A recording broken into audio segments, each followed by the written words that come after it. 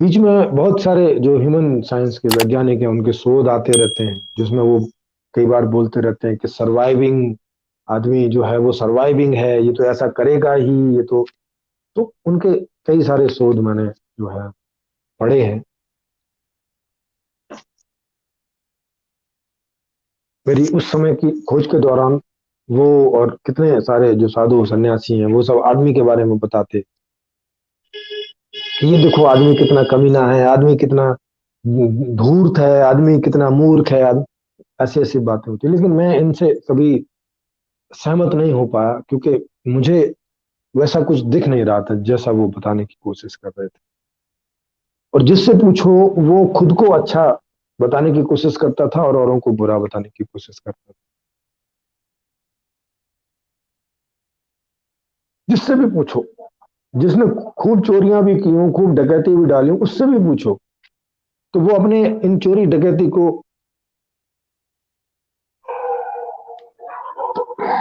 Justify कर देता था कि मैंने इन हालात में की, मैंने उन हालात में की। लेकिन दूसरे तो जो है वो तो खराब आदमी है, वो तो चोरी करेंगे। वो ये नहीं समझ पाते थे कि जैसे तुम मजबूरी में कर रहे हो, वैसे वो भी, उनकी भी कोई मजबूरी है। अब चूंकि ऐसे कभी समझने का प्रयास नहीं किया, और लोग, आम लोग ऐसा समझने का प्रयास करते भी नहीं क्योंकि उनकी क्षमता भी नहीं होती, तो वो तो उन्हीं आधारों पे निर्णय करते चले जाते हैं जो उस समाज के जो मूर्धन्य लोग जो भी रहे होंगे, समझे समझते हो, वो जो लोग बोलते रहते हैं, तो वो लोग बोलते रहते हैं कि भाई दो तरह के आदमी होते हैं, एक देवता जैसे होते हैं, एक राक्षस जैसे होते हैं, आपको हर धर्म में ये मिल ही जाएगा। कि एक शैतान जैसे होते हैं, एक देवता जैसे होते हैं, और ये होते ही ये हैं ऐसा, और इसका कोई उनके पास में कोई जस्टिफिकेशन नहीं है, कोई एक्सप्लेनेशन नहीं है कि भैया क्यों बुरा आदमी पैदा हो जाता है।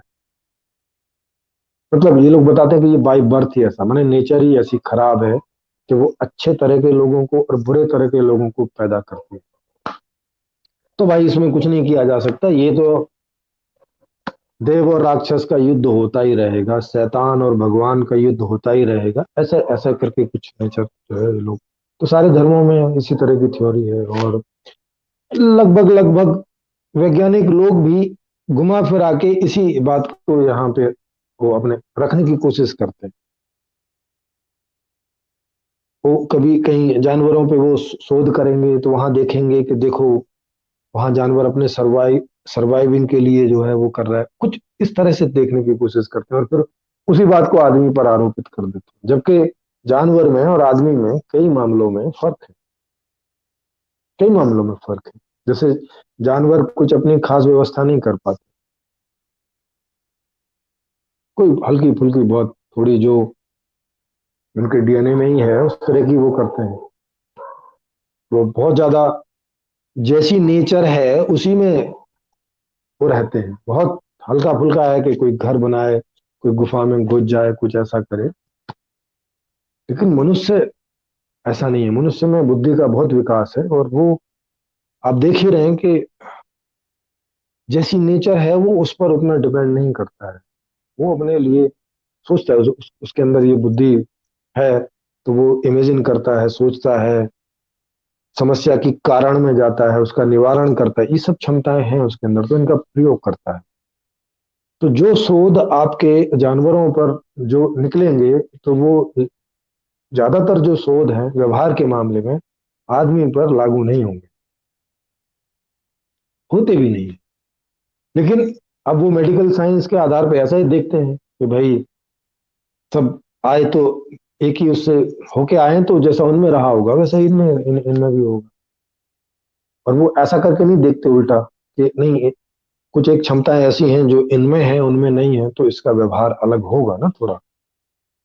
हाँ, मूल में एक ही जैसा होगा मूल में, लेकिन वो मूल को तो अभी समझ नहीं पा रहे हैं। भाई मूल में ये है कि चाहे कोई जानवर हो, पशु हो, पशु पक्षी हो या आदमी हो, सब सुखी होना चाहते हैं। और उनकी अपनी जो क्षमताएं हैं, और जो, क्योंकि जानवरों के लिए प्राकृतिक व्यवस्था और आदमियों के लिए जो है ये कल्चरल व्यवस्था, सांस्कृतिक, तो उसमें उन्हें जो सुख मिल पाता है उतना वो लेते हैं, जो नहीं मिल पाता उसके लिए अपने से प्रयास करते हैं। और चूंकि व्यवस्था पर्याप्त नहीं है तो उसके लिए उटपटांग काम करते हैं, जानवर भी उसी बात के लिए करते हैं। अगर सपोज करो, अगर शेर को या जितने भी मांसाहारी जीव हैं उनको अगर उनका भोजन मिल जाए ऐसे ही बिना मारे काटे थोड़ी देर के लिए, इस बात को सपोज करो, तब वो काहे के लिए मारने को जाएंगे? तब तो नहीं जाएंगे मारने को, क्योंकि वो नेचर पर डिपेंड करते हैं, मांसाहारी हैं। और जब उन्हें भूख लगती है तो वो शिकार करते हैं और खाते हैं, उन्हें अपने अपने सुख की प्राप्ति करते हैं, क्योंकि उनके पास कोई दूसरी व्यवस्था है नहीं।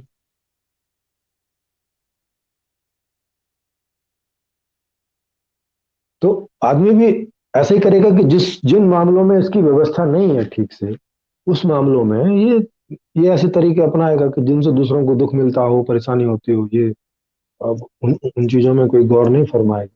अब बात भी ठीक है, पहले अपना इंतजाम करे या दूसरे की सोचे। तो वो चोरी चकारी वगैरह वगैरह सब करेगा, और ये तब तक कंटिन्यूअसली चलेगा जब तक कोई ऐसी व्यवस्था नहीं हो जाती जिसमें कि जितने भी तरह के आदमी होते हैं उनकी जो भी ख्वाहिश होती है, मानो जो भी इच्छाएं होती हैं, वो इच्छाएं उनकी पूरी होने की व्यवस्था सही ढंग से नहीं हो जाती।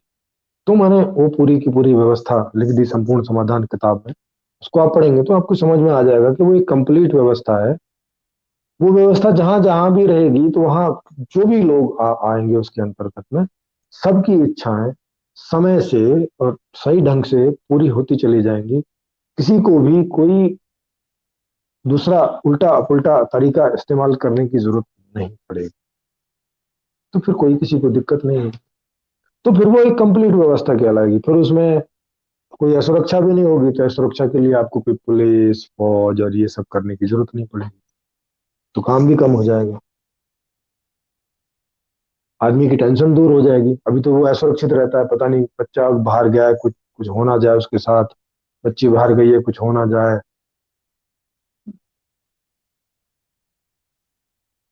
तो आदमी क्या है, ये एक ऐसा प्राणी है, माने आदमी समझे, पूरी जो कॉन्शियसनेस है ये है कि ये सुखी होना चाहता है। इसका जो मूल उद्देश्य है वो है सुखी होना।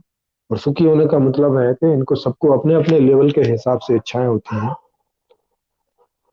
और उन इच्छाओं की पूर्ति अगर होती रहती है तो ये सुखी रहता है। इतनी इतना सा इसका स्वभाव है बस। इतने से इस स्वभाव को ढंग से नहीं समझा गया और उसकी वो कोई व्यवस्था नहीं कर पाया, तो फिर ये सारी समस्याएं खड़ी हो रही हैं। क्योंकि व्यवस्था गलत ढंग की बनी हुई है तो उसके कंसिक्वेंसेज आ रहे हैं, फिर उन कंसिक्वेंसेज को ट्रेस करने के लिए और नियम, फिर नियम पे नियम, फिर नियम पे नियम, फिर नियम पे नियम, और कॉम्प्लिकेटेड होता जा रहा है वो।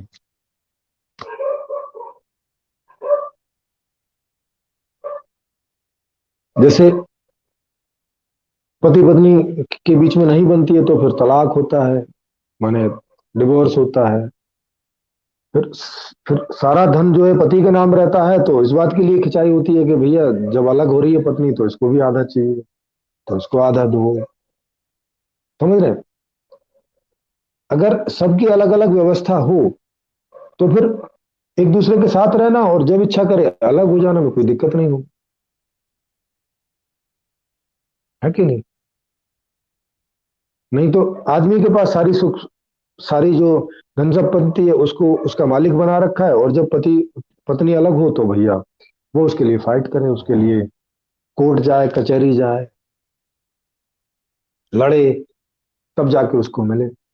उसको ये ऐसे ही क्यों नहीं मिलता है जैसे आदमी को मिला हुआ है? किन्नर है, उनको तो जॉब भी नहीं है, कुछ भी नहीं। जॉब तो आदमियों को नहीं है तो किन्नर को कहां से होगी? उनका तो ऐसे भिखारियों का जीवन है, वो तो नाचेंगे गाएंगे और उस तरह से उनको मिलता है। तो ये सब खराब प्रकार की, तो खराब प्रकार की व्यवस्था है ना, माने व्यवस्था